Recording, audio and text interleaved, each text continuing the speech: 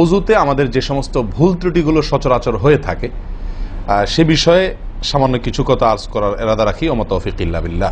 এই অজুর বিষয়ে আমাদের বেশ কিছু ত্রুটি, বেশ কিছু ভুল ভ্রান্তি হয়ে থাকে। অজুর যে ভুলগুলো হয়তো আপনিও করেন, আমরাও করছি প্রতিনিয়ত, কিন্তু জানি না। তো সেগুলো নিয়ে আমরা সংক্ষেপে আলোচনা করব। নবী সাল্লাল্লাহু আলাইহি ওয়াসাল্লাম বুখারী মুসলিমের হাদিসে আসছে, তিনি বলেছেন, লা তুকবালু সালাতুন বিগাইরি তাহুরিন, পবিত্রতা ছাড়া কোনো সালাত কবুল হবে না। কোনো সালাত আল্লাহর কাছে অ্যাকসেপ্টেড, গ্রহণযোগ্য হবে না কি ছাড়া? তাহারাত ছাড়া, ওযু ছাড়া। মুসলিম বর্ণিত হাদিসে আসছে, নবী সাল্লাল্লাহু আলাইহি ওয়াসাল্লাম বলেছেন, যে ব্যক্তি পরিপূর্ণভাবে ওযু করবে, পরিপূর্ণভাবে ওযু করবে, ভালোভাবে ওযু করবে, এবং ওযুর শেষে কালিমাতুশ শাহাদা যেটা আছে, আশহাদু আল্লা ইলাহা ইল্লাল্লাহু ওয়াহদাহু লা শারীকা লাহু ওয়া আশহাদু আন্না মুহাম্মাদান আবদুহু ওয়া রাসূলুহু, এই কালিমায়ে শাহাদা পাঠ করবে ওযুর শেষে, এই ব্যক্তির জন্য আল্লাহ সুবহানাহু ওয়া তাআলা জান্নাতের সমস্ত দুয়ার খুলে দিবেন। প্রিয় ভাইরা, এখন আসি আমরা ওযুতে কি ভুলগুলো আমাদের এমন হয় যেগুলোর কারণে আমাদের ওযুর পূর্ণতা নষ্ট হতে পারে। তার ভিতরে এক নম্বরের ভুল হলো, যেটি আমাদের হয়ে থাকে ওযুর ক্ষেত্রে অনেকেরই, সেটা হলো বিসমিল্লাহ পাঠ না করা। ওযুর শুরুতে কি পাঠ করতে হয়? বিসমিল্লাহ। আপনি যখন হাত ধুয়ে তো ওযু শুরু করবেন, দুই হাতের কবজি দুই হাতে ওযু শুরু করবেন না, প্রথম কাজ, তার আগে আপনি কি কি করবেন? বিসমিল্লাহ। বিসমিল্লাহ বলে হাত ধুয়ে তারপর ওযু শুরু করবেন। বহু লোক আছি আমরা, ওযুখানায় ওই গল্প করতেছি, আড্ডা মারতেছি, কথাবার্তা বলতেছি, এই বলতে বলতে ওযু শুরু করে দিছি, তাহলে বিসমিল্লাহ কখন পড়তেছি? বিসমিল্লাহটা অনেক সময় অমনোযোগিতার কারণে, অবহেলার কারণে, অন্যমনস্কতার কারণে বিসমিল্লাহটা অনেক সময় আমরা বলতে ভুলে যাই। অথচ এই বিসমিল্লাহ পাঠ করা ওযু শুরুতে অনেক বিশেষজ্ঞ আলেমের মতে ফরজ।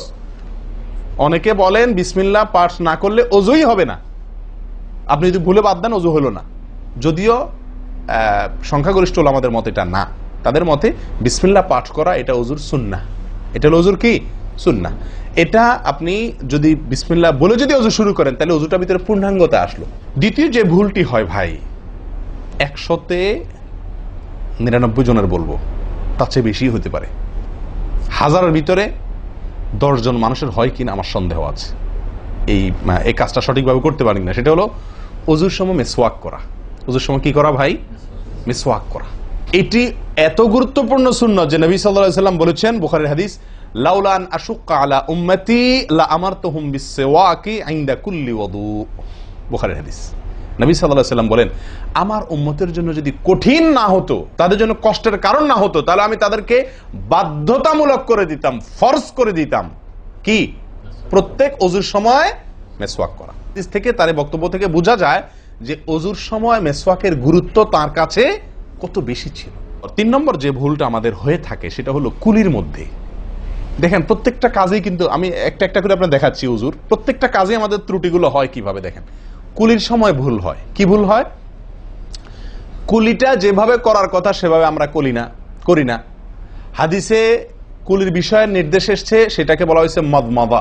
মদমাদা আরবি শব্দ, এটার বাংলা অর্থ হয় কুলি করা বা কুলকুচি করা বা কুলকুচা করা। এই কুলি বা কুলকুচা এটা হলো মুখের ভিতরে আপনি হাতের কষে করে পানি নিয়ে মুখে নাড়বেন, এরপরে ফেলবেন, আবার হাতে নিবেন, কিছু সময় নাড়বেন, 1 সেকেন্ড হোক 2 সেকেন্ড হোক, এরপরে ফেলবেন।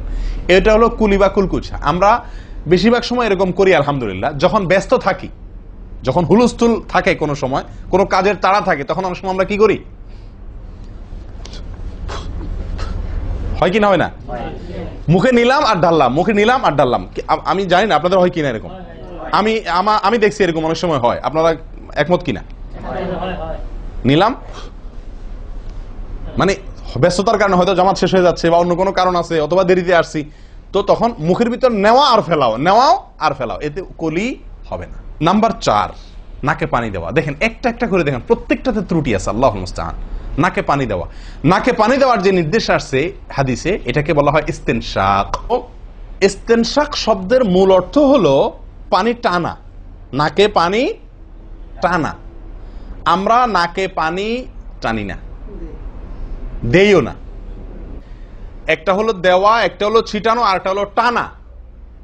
টানা হলো এ ক্লাসের ওযুতে নাকে পানি টানবেন, বি ক্লাসের ওযুতে নাকে পানি দিবেন, থার্ড ক্লাসের ওযুতে নাকে পানি ছিটাবেন।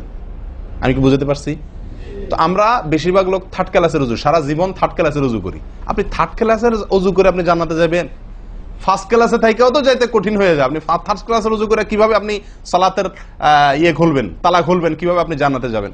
অতএব ভাই, এই নাকে পানি দেওয়ার বিষয়ে সাবধান থাকতে হবে। দেখুন, নিয়ম হলো আপনি হাতের কোষে পানি নিয়ে নাকে ধরলেন, নাকে ধরে হালকা কি করবেন, টান দিবেন, হালকা টান দিবেন, হালকা টান। কারণ একটু জোরে টান হয়ে গেলে সেটা কি হয়ে যাবে, নাকের তালু তো উঠবে, আপনার কষ্টের কারণ হবে। শরীয়ত আপনাকে কষ্ট দিতে চায় না, শরীয়ত আপনাকে কষ্ট দিতে চায় না।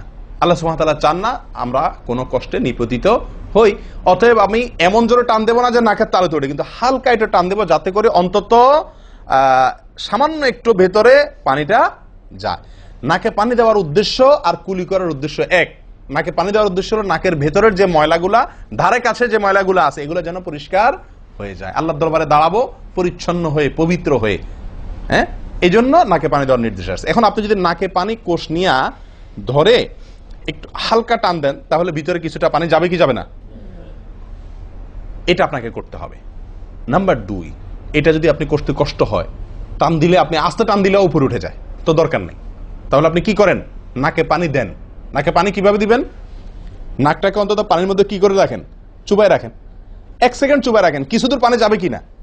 আমি কি বুঝাতে পারছি? আমরা অনেকে বিশেষ করে আমি দেখছি ওযু করার সময় নাকে পানি ছিটান। কিভাবে পানি ছিটান, ওই যে কষে করে পানি নিয়ে, লক্ষ্য করছেন আপনারা, এভাবে নিয়ে এরকম মারে পানিটা, এরকম মারলে সেটা কি হলো, ছিটানো হলো। হাদিসে যে ইস্তেনশাকের কথা বলা হয়েছে সেটা হলো না। আপনি সারা জীবন ওযু করলেন, অথচ আপনার কখনো নাকে পানি দেওয়ার সুন্নাহটি আদায় হলো না। সারা জীবন, আজীবন আপনার ওযুটি হয়ে গেল সুন্নাহ ছাড়া। আরেকটি ভুল ভাই, নাকে পানি দেওয়া একটা আমল, নাক ঝাড়া আরেকটা আমল। নাকে পানি দেওয়া এটা একটা নির্দেশ, আর নাক ঝাড়া আরেকটা নির্দেশ। আমি কি বুঝাতে পারছি? কুলি করা একটা আমল, হাত ধোয়া একটা আমল, হাতের কবজি পর্যন্ত 2 হাতের বিসমিল্লাহ বলা, তারপর তো এটা আছেই। এরপরে মেসওয়াক করা একটা আমল, কুলি করা আরেকটা সুন্নাহ, কুলির পরে নাকে পানি দেওয়া বা নাক দিয়া পানি টানা আরেকটা আমল, এরপরে নাক ঝাড়া আরেকটা আমল। ভাই, এরপরে আসি আরেকটি গুরুত্বপূর্ণ আমল যেটি হয় না, বা আরেকটি ত্রুটি ওযুতে, সেটি হলো আঙ্গুল খেলাল না করা। ওযুতে কি না করা, আঙ্গুল খেলাল না করা। আঙ্গুল খেলাল হলো হাত এবং পায়ের আঙ্গুলের যে চিপাগুলো আছে, এই চিপাগুলোতে পানি পৌঁছানোর জন্য, পানি পৌঁছানোটা নিশ্চিত করার জন্য কি করতে হবে, এক হাতের আঙ্গুলকে অন্য হাতের আঙ্গুলের চিপায় ঢুকায়া এভাবে কি করতে হবে, একটু হালকা নাড়তে হবে, যাতে করে জায়গাটাতে, চিপাটাতে পানি গেছে এটা কারণ এই চিপাগুলোতে পানি নাও যেতে পারে শুকিয়ে থাকার কারণে। তা আপনি যদি একটু নাড়া দেন পানির ভিজা আঙ্গুল দিয়া, তাহলে ইনশাল্লাহ ওখানে পানি পৌঁছানোটা মোটামুটি নিশ্চিত হয়ে যাবে। ঠিক না ঠিক? পায়ের আঙ্গুল কিভাবে করবেন, পায়ের আঙ্গুল তো আর এক আঙ্গুল অন্য পায়ের আঙ্গুল ঢুকাতে পারবেন না। সেটা করবেন হলো, অন্য হাদিসে আসছে, এই যে কোন আঙ্গুল আছে না, কোন আঙ্গুল দিয়া সব চিপাগুলোতে কি করবেন, ঘষা দিবেন। কোন আঙ্গুল দিয়া আপনার সব পায়ের আঙ্গুল চিপাগুলোতে ঘষা দিবেন।